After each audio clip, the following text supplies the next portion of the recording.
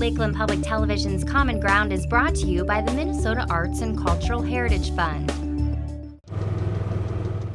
I'm Mark Robia. I'm a beekeeper. I've been doing it for about 12 or 13 years now, right here in Minnesota. I was interested in beekeeping all my life. Where I grew up in San Diego, my neighbor had bees, and I found it fascinating, and I always wanted to do it, and so I finally have gotten around to doing it. This winter I kept 5 colonies over the winter, and they were kept in three boxes. And I also bought what's called package bees that just comes with bees and a queen in a box, and I introduced them into a hive.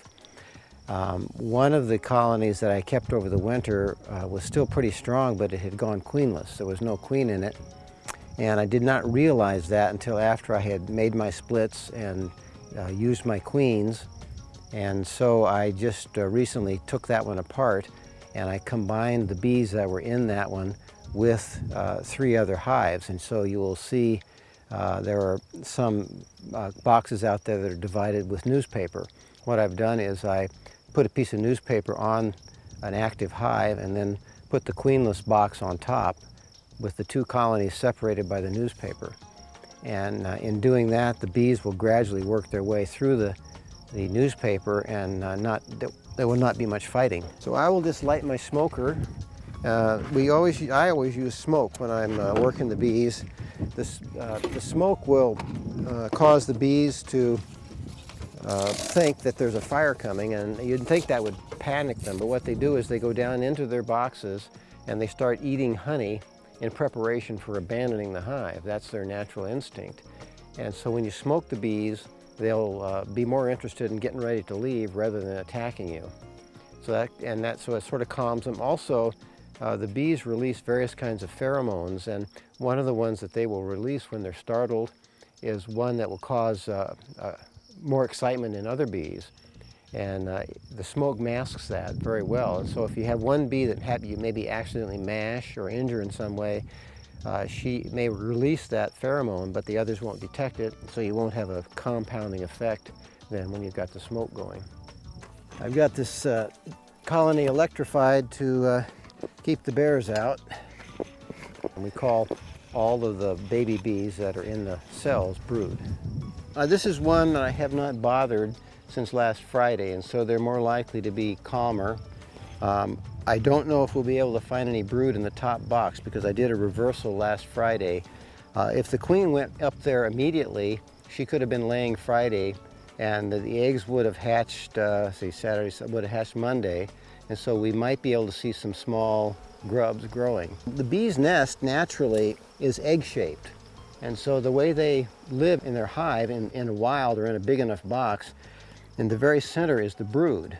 That's the baby bees being formed, and then the bees around that will layer pollen that is used to feed those baby bees, and then way outside of that in the egg shape is the honey stores all around the outside.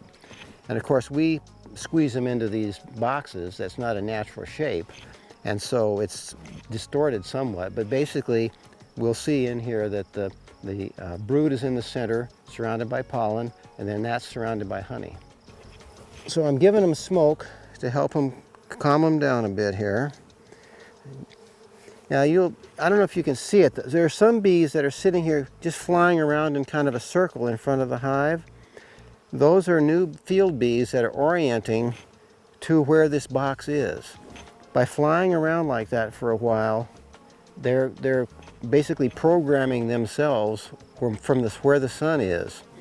And they're so good at that. If I take one of those bees that's programmed herself and carry her a mile away somewhere she's never been before and she can't see where she's going, let her go, she'll come right back here to this spot because she knows so well, it's amazing, by the angle of the sun, I guess in the time of day, where her box is. But the flip side of that is, if I move this box from here to there, they can't find it.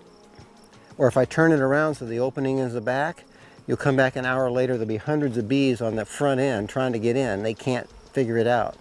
Only by chance will they make it back into the box at that point.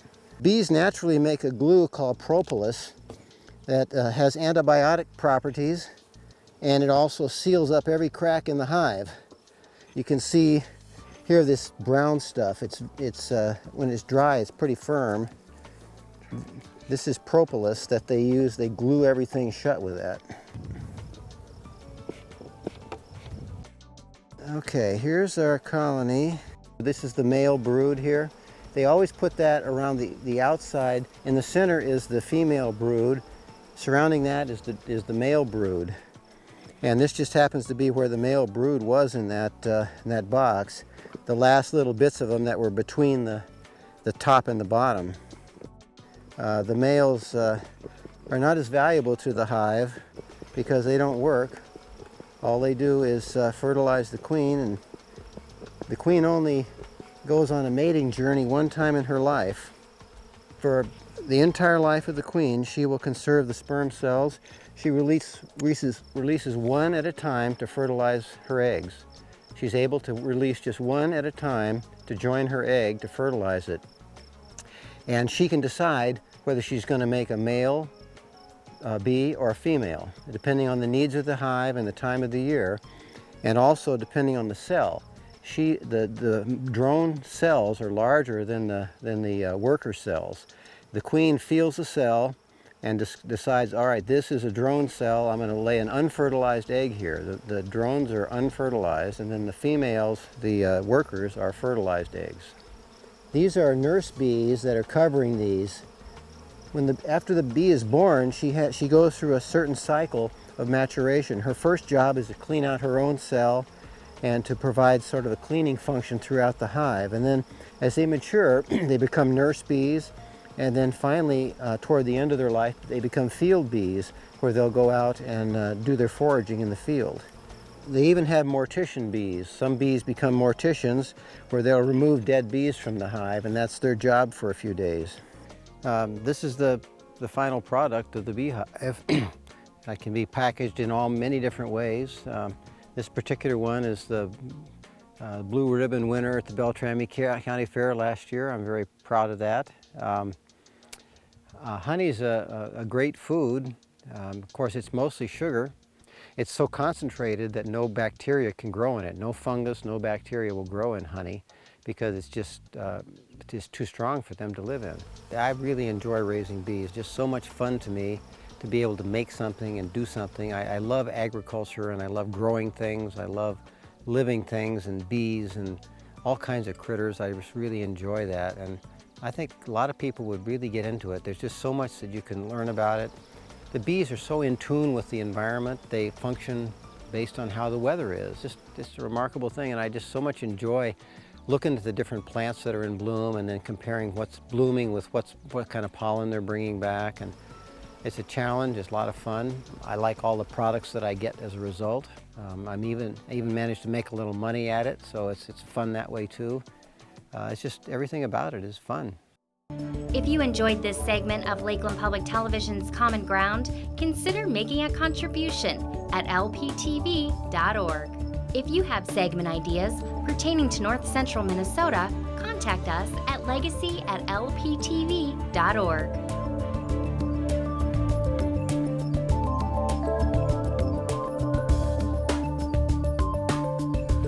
Common Ground is funded by the Minnesota Arts and Cultural Heritage Fund by the vote of the people on November 4th, 2008.